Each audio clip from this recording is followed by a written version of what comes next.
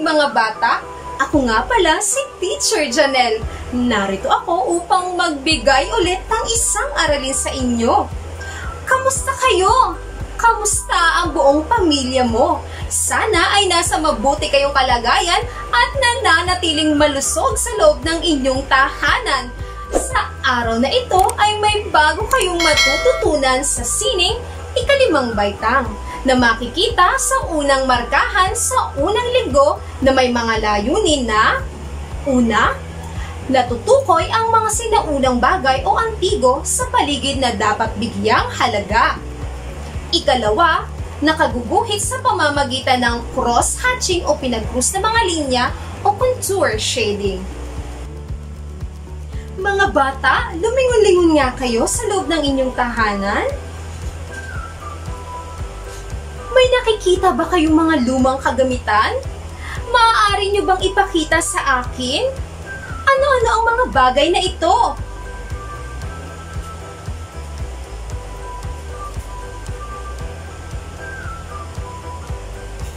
Isa-isayin natin ang inyong mga nakita. Planchang diuling. Ito ay ang madalas na ginagamit ng ating mga lolo at lola sa pamamalansya ng ating mga damit. Hindi ito gumagamit ng kuryente sapagkat uling lamang ang inilalagay nila sa loob upang ito ay uminit at masiguradong hindi gusot ang ating pananamit. Ang husay, di ba? Lumang pera. Ang piso ng Pilipinas ay nagmula pa sa piso ng Espanya o peraso ng 8 ng maramihang dala ng mga galyon ng Maynila noong ika-16 hanggang ika-19 na siglo. Mula sa parehong piso ng Espanya o dolyar na nanggaling sa iba't ibang piso sa Latin America, ang dolyar ng US at Hong Kong, pati na rin ang Chinese yuan at Japanese yen. Ang mga sinaunang barya na ito ay gawa sa pilak at ginto. Ginagamit upang makabili o makapagpalitan ng mga produkto. Kung may makikita kayong ganitong mga pera o barya, ingatan nyo mga bata. Okay ba? Mangkok. Ito naman ang isang kagamitan na makikita natin hanggang sa ngayon. Ngunit ang nasa larawan na ito ay isa sa mga itinuturing nating sinaunang bagay na nagmula pa sa Maguindanao, Cotabato at tinatawag nilang langungan. Ulitin nyo nga mga bata. Magaling! Gawa ito sa clay at glaze na talaga namang nagpatibay sa lumang kagamitan na ito. Bolo at kaluban. Ang mga bolo na nasa larawan ay ilan lamang sa mga isinaunang kagamitan na pwede pa rin nating makita o magamit hanggang sa ngayon. Matatagpuan ang bolo na ito sa Davao City, Mindanao. At kung mapapansin ninyo ay mayroon siyang kaluban na nagsisilbing proteksyon at pantakip o pambalot sa mga ito. Ang bolo ay gawa sa metal at kahoy, samantalang ang kaluban naman ay gawa sa abaka, beads, buhok ng kabayo, natural na pangkulay at cotton na tela. Sadyang napakamaparaan at malikhain ng mga Pilipino. Tama ba mga bata? Banga. Ang lumang kagamitan na ito ay sadyang kahanga-hanga at ipinapakita nito ang pagiging malikhain ng mga Pilipino. Ito ay gawa at nanggaling sa Maranao, Lanao del Sur na itinuturing nilang yaman at nagpapakita ng kanilang mausbong na kultura. Ang banga na ito ay gawa sa clay, glaze, brass at beeswax na talaga namang napakamalikhain ng mga Pilipino. Tama ba mga bata? Kaya't ang disenyo na ito ay nagsisilbing pamana sa kanila na nagmula pa sa kanilang mga ninuno na tinatawag nating disenyong ukir na nagpapakita ng kanilang kabuhayan, kultura, paniniwala at kaugalian ng mga taga Maranao. Mahusay, di ba? Ilan lamang sa mga kagamitan na ito ay tinuturing natin na mga luma o sinauna. At alam nyo ba na may isa pang tawag maliban sa sinauna at lumang kagamitan? Ano sa palagay ninyo ang tawag pa natin dito? Magaling! Ito ay antigong mga kagamitan. Halimbawa na lamang ay ang mga kagamitan na ipinakita ko sa inyo. Ilan lamang ito sa mga sinauna o lumang kagamitan na dapat ninyong pahalagahan.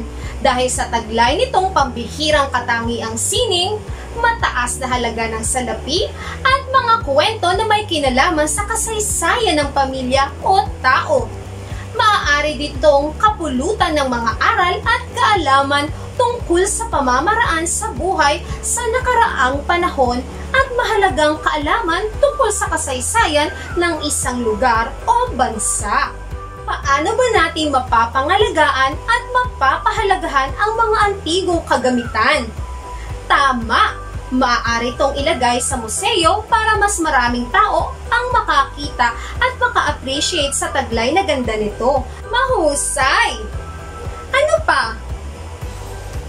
Huwag hayaang itapon ang mga lumang bagay, bagkus ilagay ito sa isang lagayan sa loob ng inyong tahanan na hindi masisira o maaalikabukan.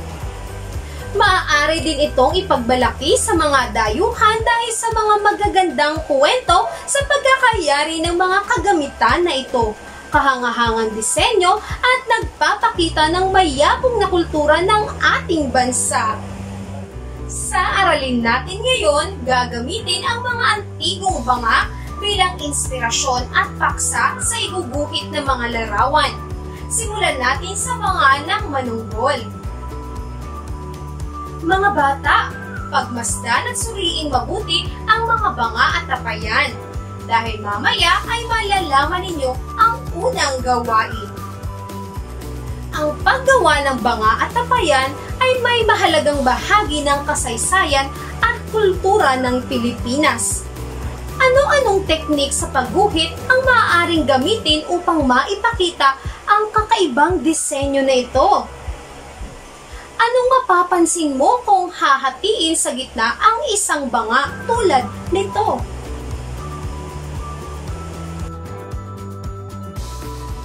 Tama! Sila ay may parehas na sukat. Paano mo naman nasabi iyon?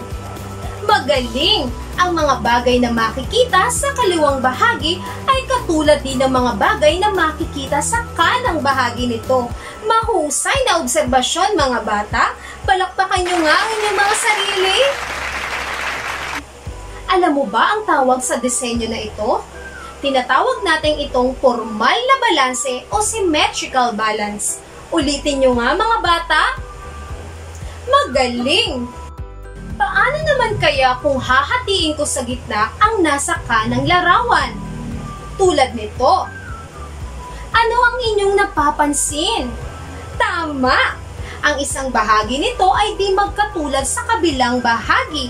Magaling! At ang tawag natin dito ay di formal na balanse o asymmetrical balance. Ulitin nyo nga mga bata. Mahusay! Pero paano iguguhit ang mga banga na maipapakita ang detalye ng bawat isa at taglay na ganda nito? Sa inyong palagay mga bata? Mahusay! Sa pamamagitan ng paggamit ng teknik o pamamaraan ng pagguhit, maaaring lumikha ng sari-saring epekto. Maipapakita natin dito ang lalim, kapal o tekstura ng bagay na ginuguhit sa pamamagitan ng paggamit ng cross-hatching at contour shading. Tara! Ipapakita ko sa inyo kung paano gawin ang mga teknik na ito. Simulan natin sa cross-hatching. Ano nga ba ang cross-hatching? Ang cross-hatching ay isang paraan ng shading kung saan paulit-ulit ang pagguhit ng pinag-cross na linya. Tulad nito.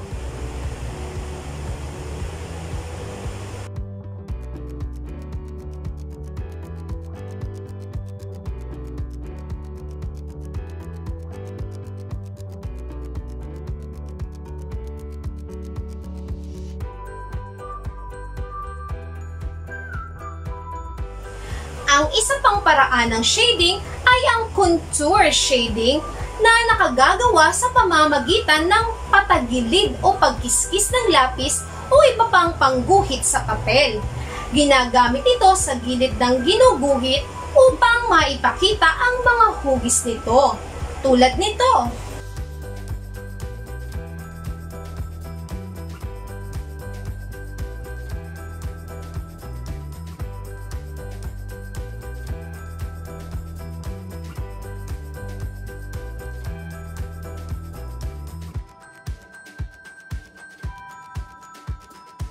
Lagi niyong tandaan mga bata, kung ang ilaw o araw ay nasa parteng kanan sa itaas, siguraduhin niyong nasa kaliwang bahagi ng larawan ang shading.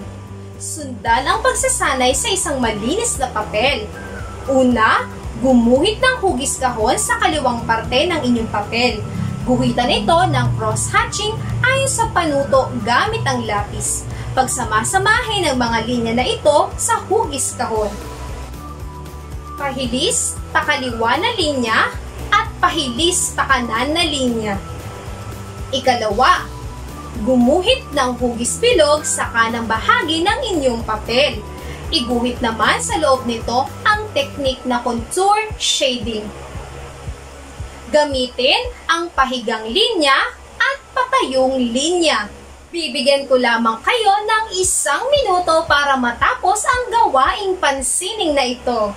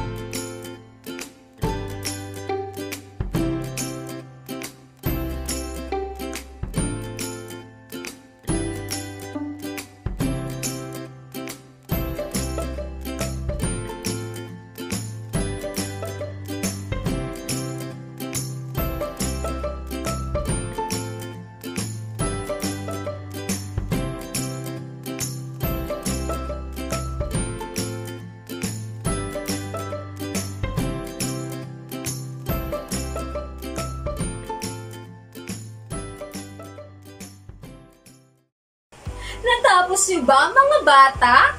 Mahusay, palakpakan niyo nga ang inyong mga sarili. Ating balikan ang lahat ng inyong natutunan ngayong araw. Ang pag-unlad ng kalakalan noong unang panahon ay may kinalaman sa uri ng kapaligiran ng bansa at ng mga katutubong ugali nila tulad ng pagiging masipag, malikhain, maparaan, masinop at mapagkakatiwalaan. Kung ang mga bagay na makikita sa kaliwang bahagi ay katulad din ng mga bagay na makikita sa kanang bahagi nito, ay tinatawag nating formal na balanse o symmetrical balance.